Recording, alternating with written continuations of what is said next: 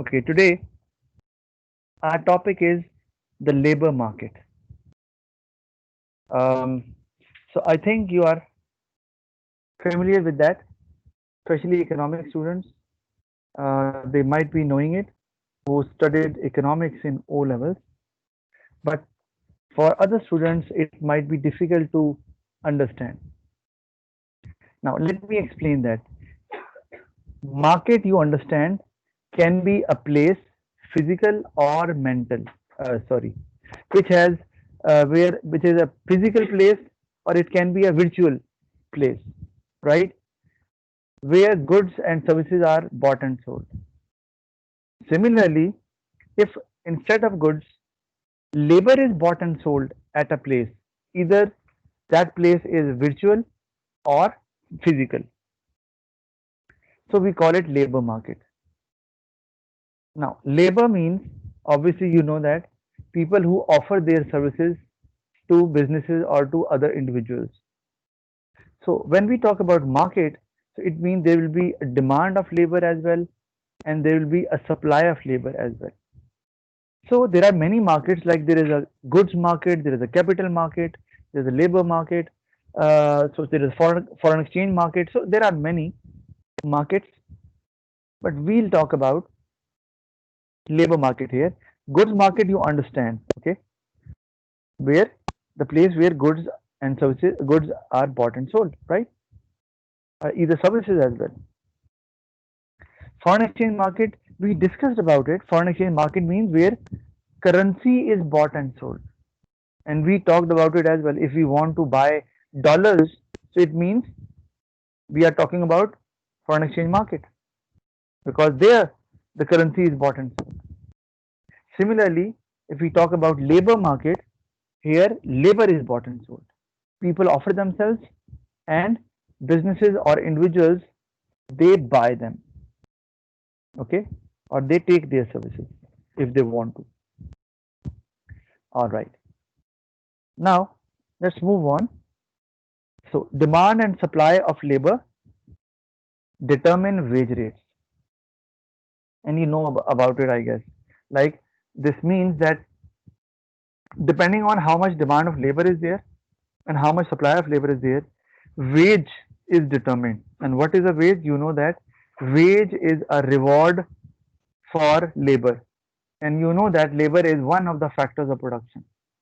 So reward for labor is wage, and that is determined by the forces of demand and supply. That happens in goods market as well, that the price of a product is determined by the demand and supply of the goods. Similarly, if I talk about foreign exchange market, again same thing happens, that the exchange rate or the price of the currency is determined by the forces of demand and supply. So same mechanism works everywhere. Now, demand for labor, what does it mean? Demand for labor means when people wants to, when business wants to hire, or maybe an individual wants to hire workers for their services. So we'll say they are demanding, and they are ready to pay the wage rate they want, right? Similarly, supply of labor, so it means demand for labor comes from businesses or people who want to hire them. Similarly, supply of labor comes from workers, people who are willing to offer their services to other individuals or to businesses. We call them, we say that they are supplying labor. All right. So, labor market, there are difference in wage rates as well. Wages are different in different labor markets. Like, for example, if I talk about Pakistan, so there is surplus labor force available. So supply of labor is huge. Okay, many people want to be hired, but demand of labor is not that much. So majority of the people, they are unemployed. So because of that, lower wage rate is offered by businesses, because they know that there is a long queue of the people who want to buy, who want to be hired. So that is why wage rate will be low in that case. But if we talk about Developed countries where population is low, or you can say that it is optimum, in that case you have to, it means that supply of labor is not much, so it means you have to attract workers to be hired, and for that you have to offer them higher wage rate. So wage rate differential means that people earn different amounts in different occupation or in the same occupation.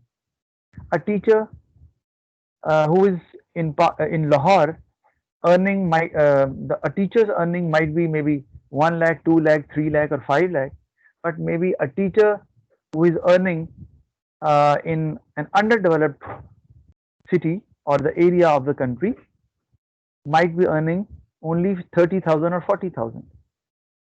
So this is because those schools are not able to afford teachers who can uh, work at a higher wage rate or salary. But in Lahore, because it is a developed city, so schools are able to afford such teachers. So wage rate differentials are everywhere in the labor market. But yes, wage rate differentials are because of demand and supply of labor as well. Do remember that.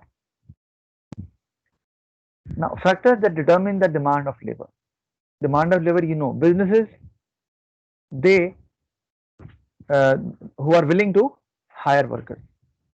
We say they are demanding labor. So what are the factors which can increase or reduce demand? Demand for the product. Now, for example, all of a sudden demand for furniture increases.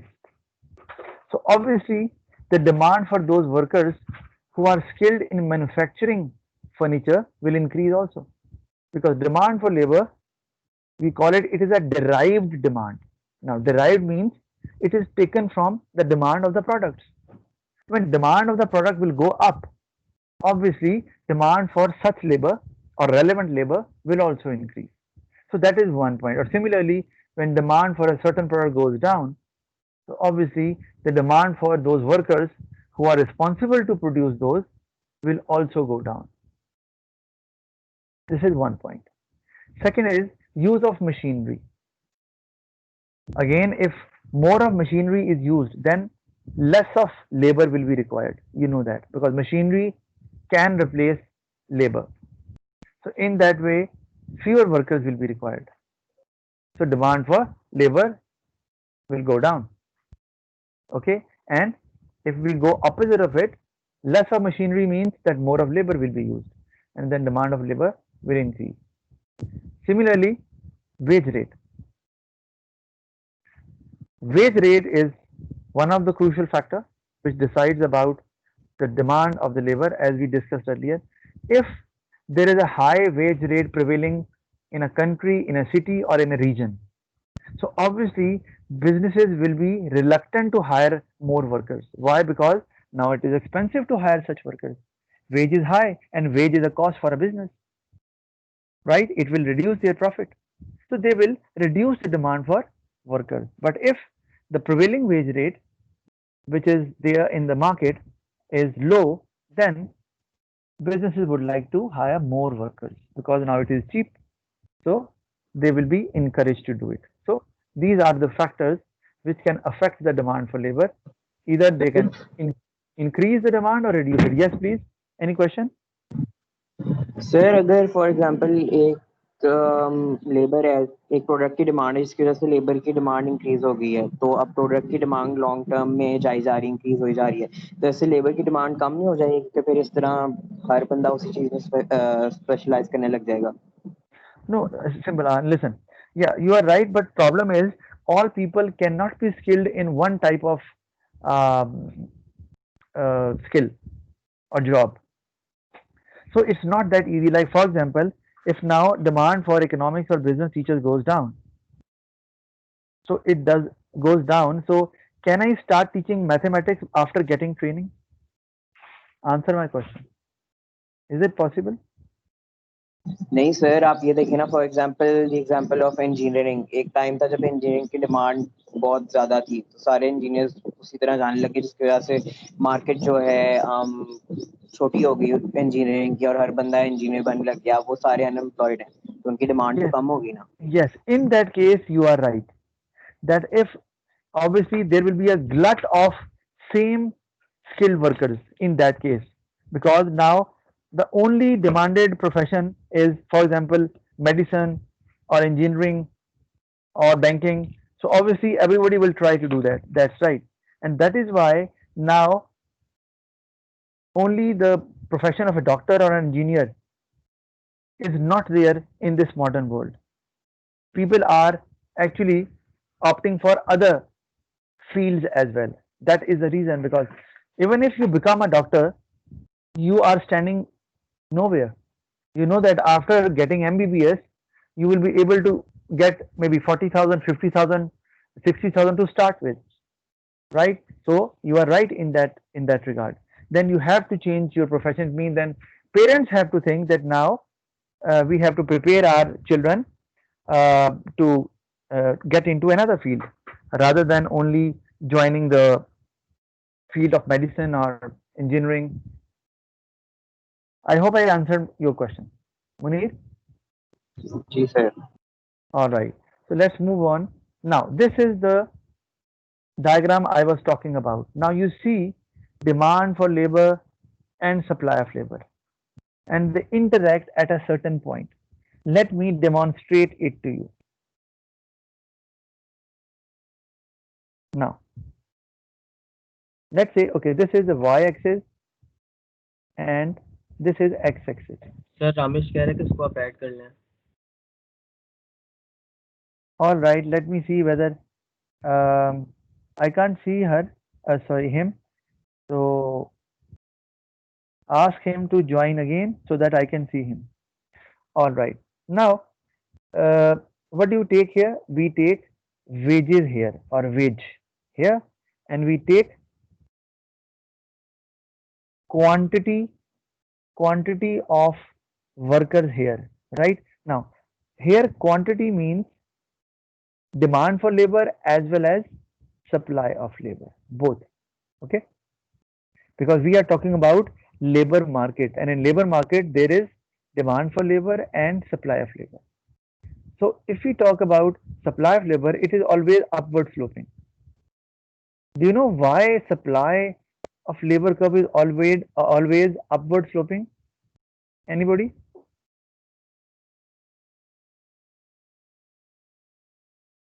Abdullah Wais? Why supply of labor is always upward, supply of labor curve is always upward sloping?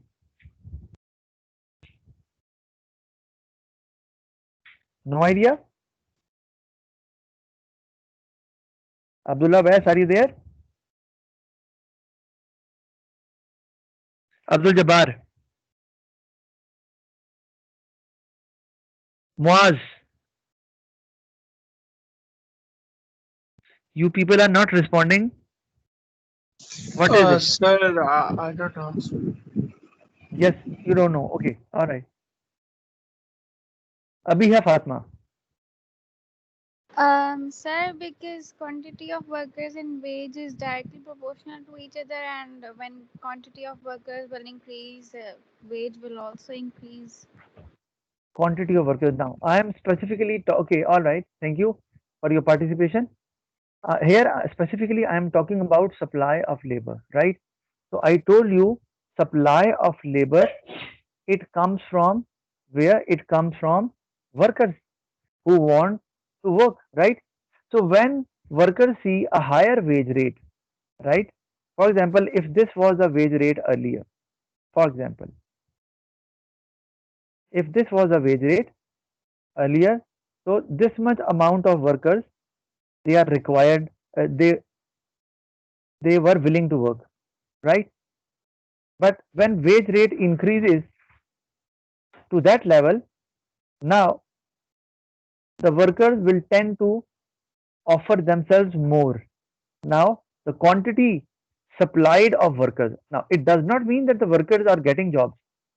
It only means that now workers want to work, they are willing to work now. So there is an increase in the supply of workers. And why it happened? Because there is an increase in wage rate. And that is why, because both have a positive relation, when wage increases, workers see more benefit in joining the business or to do that job. So Sir, I have a question. yes, sir जब wage rate बढ़ेगा, जो जब veg बढ़ेगी तो sir जो skills और जो qualification demand कर रही होगी वो भी तो बढ़ेगी, तो उस लेवल वो स्किल जो एम्प्लॉयज पोजेस करते होंगे वो तो नंबर यानी स्पेसिफाई होते जाएंगे और वो नंबर ऑफ एम्प्लॉयज कम नहीं हो जाएंगे इस तरह? okay, actually it does not happen uh, every time. Reason is, it is possible. Reason is because if demand of a certain product rises, obviously you will require more workers of the same skill. Now you do not require more trained workers. You want to produce the same item, but now why? Because you are requiring more workers, because now more demand is there in the market for the products which can be produced by such workers. So without training them, whatever skill they have, if it is relevant, you will hire them, and you have to offer them higher wage. Sorry, the businesses have to offer them higher wages in that case. But the thing is, we are not talking about the demand of labor right now. We are talking about supply of labor. So we won't consider from business point of view. We are considering from workers point of view, that as soon as they'll see that yes, there is an increase in wage rate being offered to the workers, they will offer themselves. I'm not saying they will get the job. They will offer themselves, they'll be willing to work. So this is shown by that supply curve. It is not that the people will get the job, or this curve does not show the employment level. All right. Now, similarly, if I talk about demand of labor is always downward sloping. And do you know why it is downward sloping?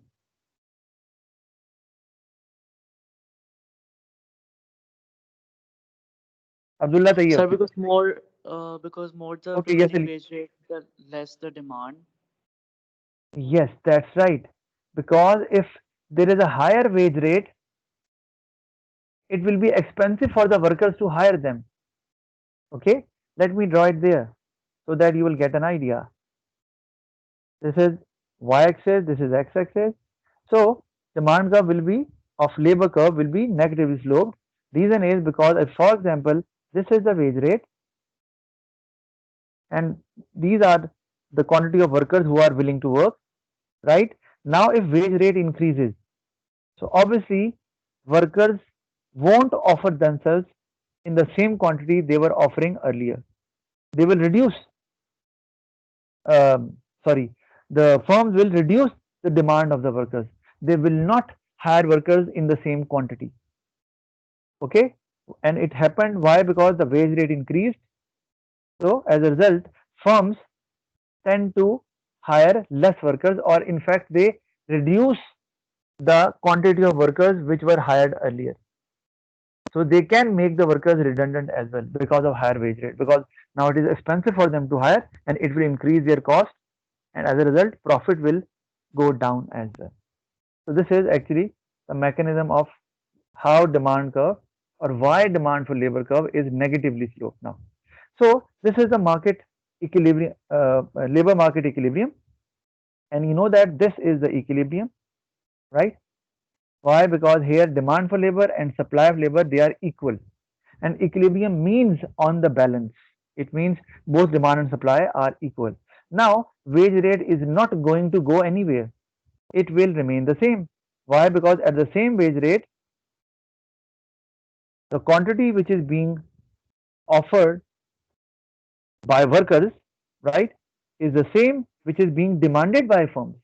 So that is why nothing will happen as far as wage is concerned. So wage will remain constant at equilibrium point, and we call that wage equilibrium wage. Any question? Okay, now get back to the original slide. So I've explained you the labor market and how Sir? equilibrium happens. Yes, please. एक second के लिए आप पीछे वाली side कर सकते हैं, मैं स्क्रीनशॉट लेनी है. Thank you. So now do remember that whatever we take here, now here ठीक है when, sir.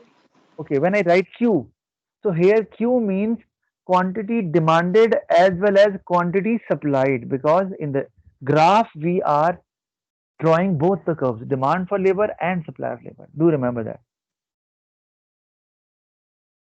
All right. Now let's move on. Now, factors that determine the supply of labor. We have talked about demand for labor. Excuse me sir Yeah, please.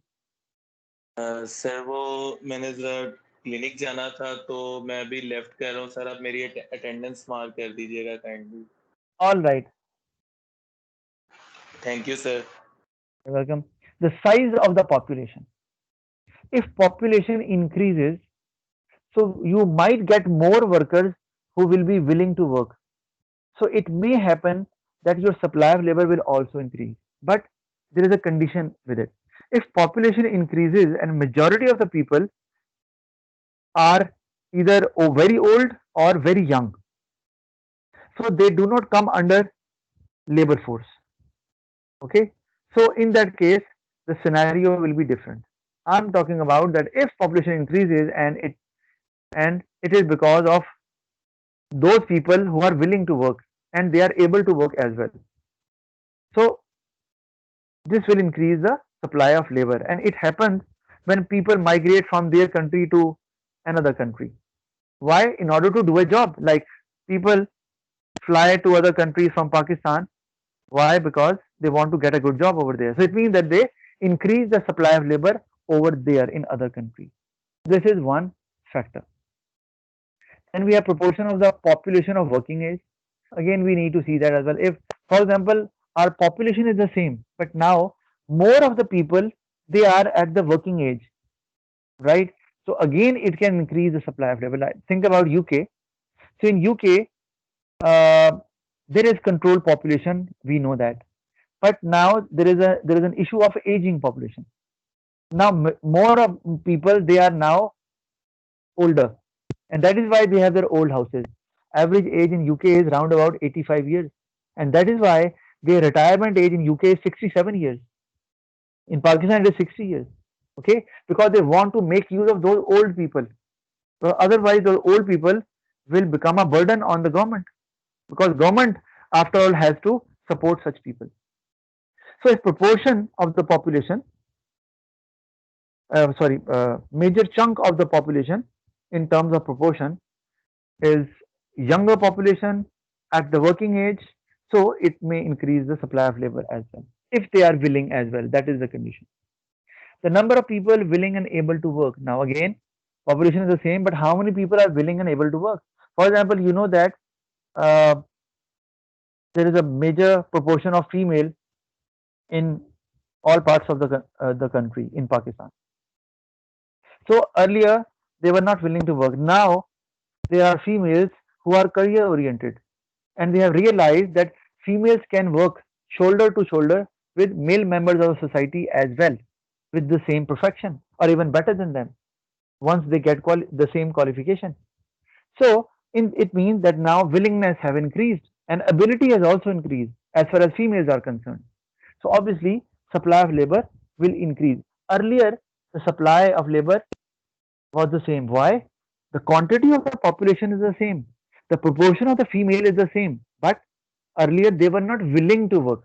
So once you are not willing to work, doesn't matter whether you are at the working age or not, you are young or not. If you are not willing, you cannot be counted in supply of labor. Even if you offer yourself, offer, sorry, wrong sentence. I am using it here. So if they are not willing, so obviously they cannot become part of labor supply.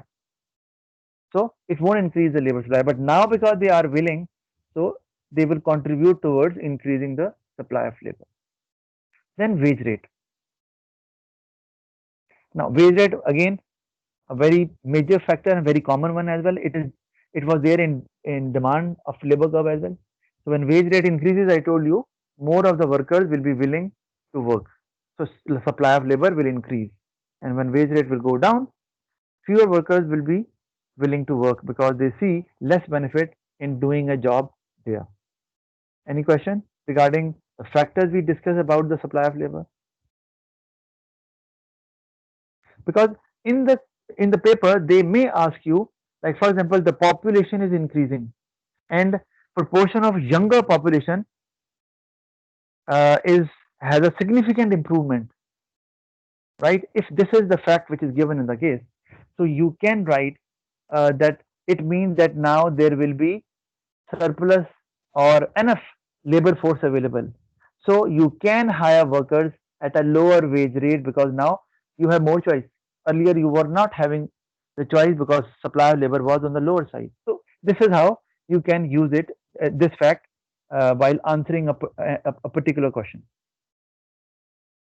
Now, so skill shortages and surplus. Now, okay, actually it is the concept which we studied in AS level. So I'll just give you a hint about it because it can be related in P3 as well. They may not ask you a direct question regarding internal and external recruitment, but still you might have to relate it while answering a question, especially when we'll discuss the next chapter, that is further human resource management.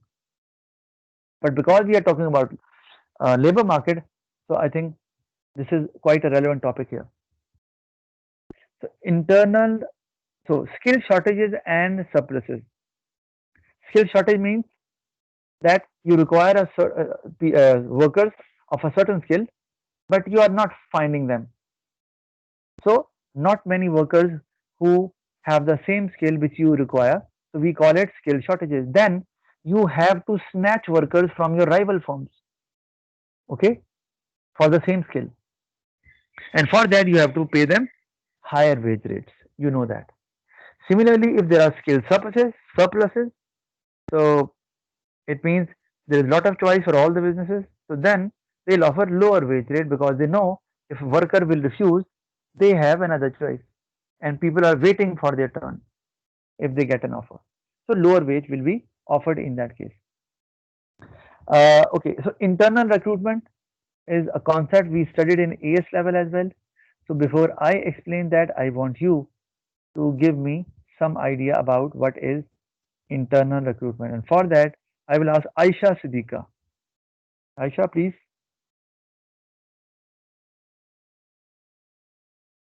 Aisha, what is internal recruitment? Any idea?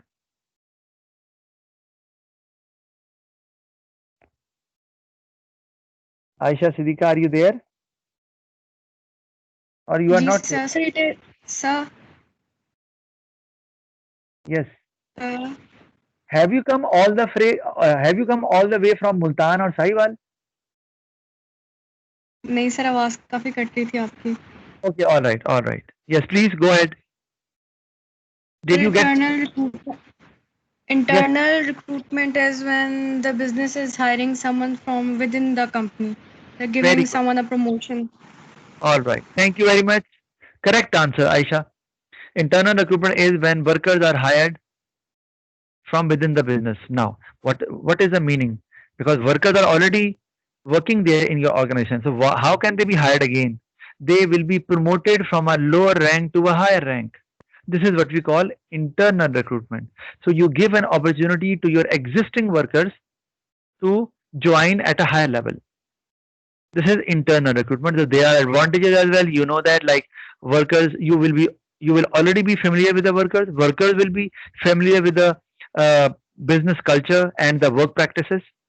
The track record of the worker will also be there. Okay, and the abilities of the workers will also be known to the management. And in that way, cost भी other, save होगी sir sorry, yes, please. Cost भी save होगी sir advertisement promotion वो Recruit, जो yes, recruitment cost. Yeah, that's right. Very good. Advertising of the job, the cost of advertising for the job will also be saved. Recruitment cost, because it is a lengthy process, it will also be saved. Very good. You know that. So I'm not going to discuss in detail. Then disadvantages, you know that some workers might uh, feel that maybe it is injustice done because they might think that they might be uh, fit for that job and they might deserve that. So in that way, they might do some politics, or they might not work under the person who has been promoted to a higher rank, and it may demotivate workers as well. Similarly, you know that you won't have a lot of choice then, because now you are selecting workers from within your organization. So you might not get the most suitable worker. You might get an ordinary worker who can work there, but not to the same perfection you wanted. But in case if you select the worker from outside the organization, you might get a far better worker in that case as well. All right, so you know already know about it, and my notes are with you as well. So external recruitment is exactly opposite of it, and the now the opposite of will be true, like that more cost will be involved, recruitment cost, advertising cost, and you might not be familiar with the worker and its track record, and the worker will take more time to be familiar with work practices, company's culture, and to be part of a team, right? So it would be difficult for the worker to work in a team from the very outset. But advantages are there because now you can hire the best worker from outside the organization, and the worker might have a unique experience working in different organizations. So with that experience, that worker can help the business to grow and can suggest unique ideas to the business to have a comparative advantage over other businesses. All right. So you now we'll talk about, okay, the important thing, that is government intervention in labor market. So government interferes in labor market as well. When government feels that now there is something which is unfair as far as workers are concerned is happening there in an organization, and this happens, when there is surplus labor force available, and the entrepreneurs, businesses, they exploit workers because they know they have a lot of choice, so they intentionally reduce the wage rate to a very low level. And because workers have no other option, because a lot of people are unemployed, so they accept that job offer even if the wage rate is too low. When this happens, this is what we call exploitation of workforce. So government comes into play, and what government does, government passes a law which we call minimum wage legislation, right? And according to this, what happens, Danish Hussain? What does this law say?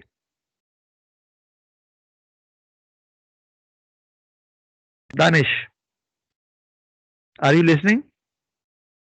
Ji sir sorry repeat कीजिएगा I'm saying, what is that minimum wage legislation law all about? उसमें sir मतलब कि कम से कम के इतनी veg होगी, इससे कम नहीं होगी, नहीं तो फिर वो हायर नहीं कर सकते किसी वर्कर को. Absolutely. It means you cannot offer wage rate below than that. Like in Yes, sir. Pakistan, it is about 17 or 18,000, 17,500, I guess. If you hire a worker for 8 hours in a day, so, and obviously 5 days in a week or 6 days in a week, you have to offer that much amount of wage. Because if you give that worker wage lower than that, this is a crime, right? And you can be fined or you can be sentenced to an imprisonment. Okay, so you can be caught by the government. So for that, what happens, that now if you see the diagram just below it, you can see, okay, there is demand of labor and there is supply of labor, right? There is an equilibrium there, and I actually denoted it with original wage, right? This is the prevailing wage rate in the market, right? And but government feels, yes, both parties agree. I'm talking about the firms and the workers. Both are agreed, but problem is government thinks it is exploitation. The workers are helpless. That is why they are ready to accept that offer, which is quite low. So in that case, government comes up with a minimum wage.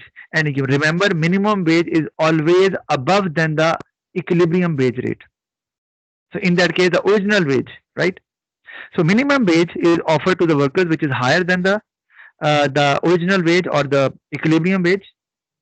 And now the firms are bound to pay it to the workers. Now, there is a problem as well. Okay, now workers will be getting a higher wage rate. They won't be exploited. It's fine. But now at this wage rate, you can see that how much workers are being demanded now. Q1 workers are being demanded. And how much workers are supplying themselves? If see Q2, right? So it means that now more workers are offering themselves because wage rate has increased, and more workers are being demanded because of the same reason. So there will be a gap. See, this is the demand and this is the supply. So this is the gap. So obviously unemployment will occur. Many workers will not find job although they are willing to work.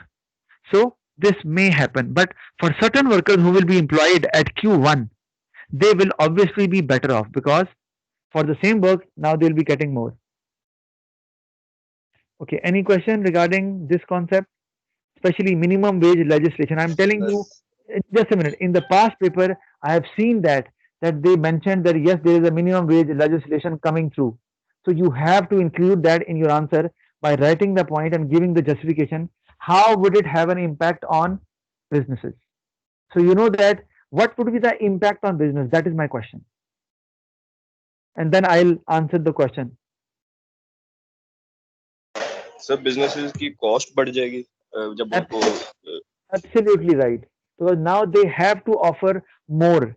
One thing. Second is they have to reduce the number of workers now because now they are expensive. Downsizing will take place. So obviously the businesses will not be able to expand. Workers will get unemployed, fine, but again they will not be able to expand as well. Okay, now when wage rate there is sir minimum कमर को add okay, when there is minimum wage legislation, it means that now it will have an effect on all businesses. So it is not about the business we are talking about, which is there in the case study. Now we'll say, okay, all businesses will reduce the number of workforce, they will make them redundant. So what will happen? Overall, demand for the goods will go down because unemployment will increase. So it will affect that business as well, which we are talking about, which is there in the case study, let's say. So they will have a reduced demand for that reason as well.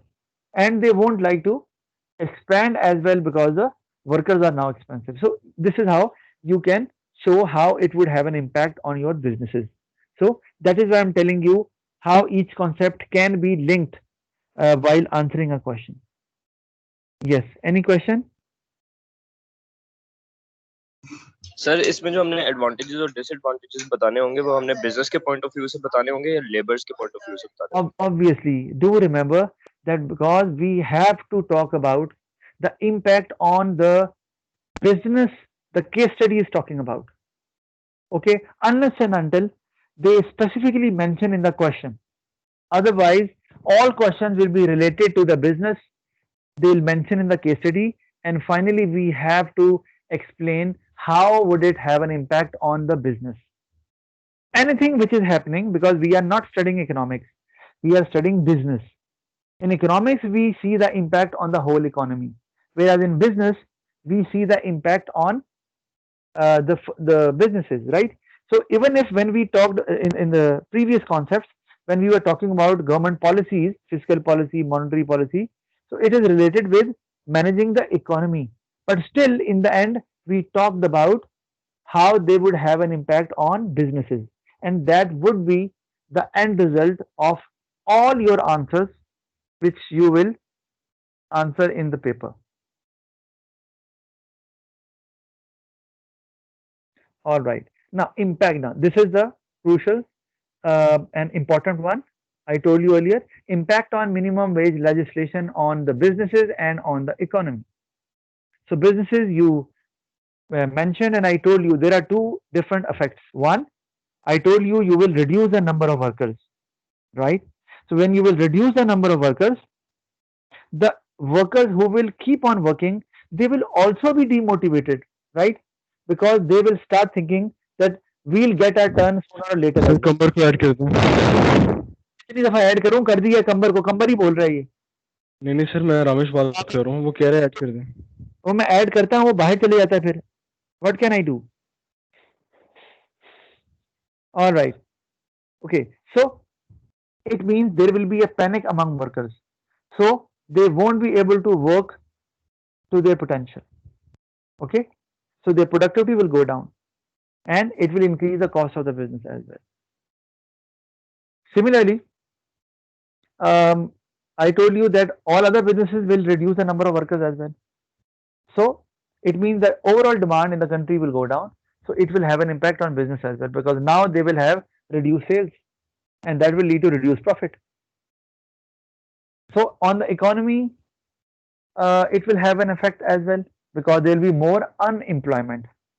And now the government has to pay unemployment allowance to workers, unemployed workers. And you know that the government requires a certain amount of revenue now, because now government spending has increased, but government has to collect revenue from somewhere to meet such an expenditure, because now the expenditure has increased. Now there are more workers who are unemployed. So for that, government might increase taxes, right? So when government will increase taxes, so obviously the profit after tax of the businesses will also go down. So again, you can link it with the business as well. And the government will not be able to spend on different projects, because the government has to support unemployed people as well.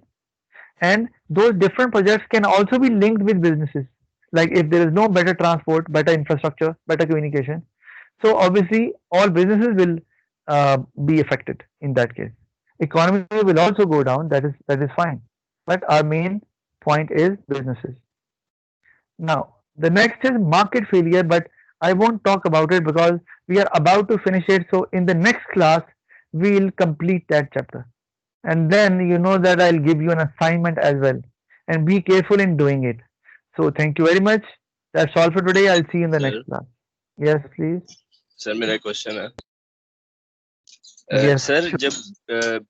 जब minimum wage rate लगेगा तो sir जो employed होंगे वो तो sir उनकी तो